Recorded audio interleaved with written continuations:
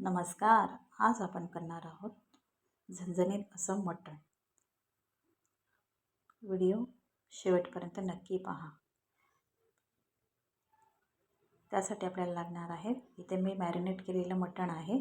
तिखट, तेल, हळद, वाटण, मीठ, पेस्ट, उभा चिरलेला कांदा, खडे मसाले, त्याच्यामध्ये घेतले तेजपत्ता, चक्रीफूल, दालचिनी, लवंग.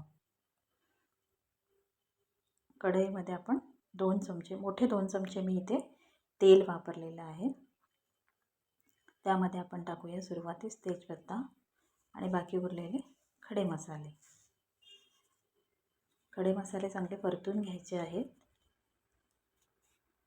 त्यांचा सुगंध असा आला की आपल्याला त्याच्यानंतर उभा चिरलेला कांदा, इथे 3 मोठे मी कांदे चिरून घेतलेले आहेत.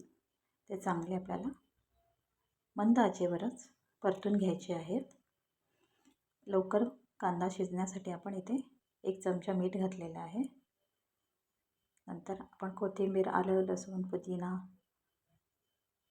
याची चटणी केली आणि मिरची पण आहे त्यामध्ये, त्याची पेस्ट केलेली आहे आपण, ती टाकलेली आहे. ते 2 चमचे मी वापरलेले आहे.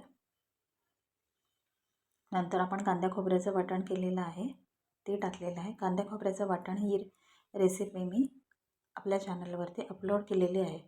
तुम्ही चॅनलवरती जाऊन ते पाहू शकता.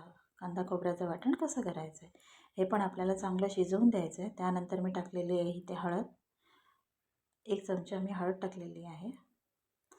नंतर इथे टाकलेली आहे लाल मिरची पावडर, ती रंगाला पण आहे आणि तिखटाला पण आहे, अशी कलरची मिरची. नंतर इथे मी टाकलेला आहे मटण मसाला, 2 चमचे वापरलेले आहे. तिखट मी ह्यामध्ये कमीच टाकले आहे, कारण मॅरिनेट करताना आपण मटणमध्ये तिखट, हळद आणि मीठ चांगलं मॅरिनेट करून घेतलं होतं. अर्धा तासाच्या पेक्षा जास्त मी ठेवलं होतं मॅरिनेट करायला. आता हे आपण जे केलेलं आहे मिश्रण, ते आपण चांगलं तेल सुटेपर्यंत परतून घेतलेलं आहे. आता आपण मॅरिनेट केलेले मटण टाकायचं आहे.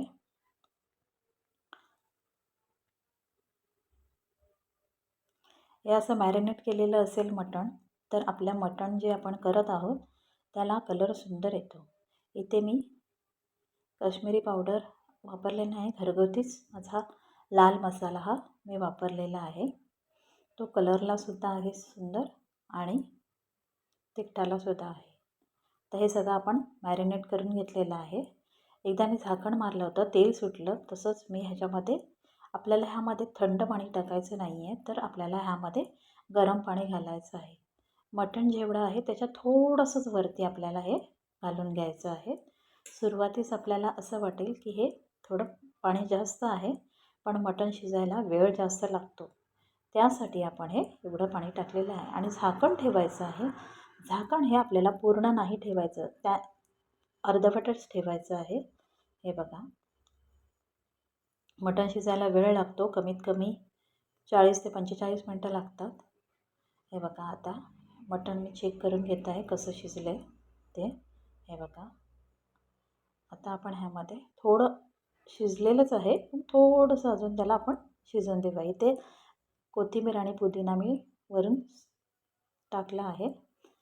त्यानंतर परत थोडा वेळ मी 10 ते 15 मिनटं परत शिजवून घेतलेलं आहे, कारण थोडंसं घट्टसरपणा यावा यासाठी.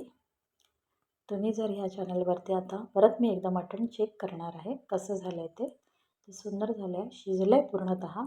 तुम्ही जर ह्या चॅनलवरती नवीन असाल तर सबस्क्राईब करायला विसरू नका. बाजूला छोटीशी बेल आयकॉन आहे, ती क्लिक करा, म्हणजे नवीन रेसिपी तुम्हाला लवकर मिळेल. Bye bye.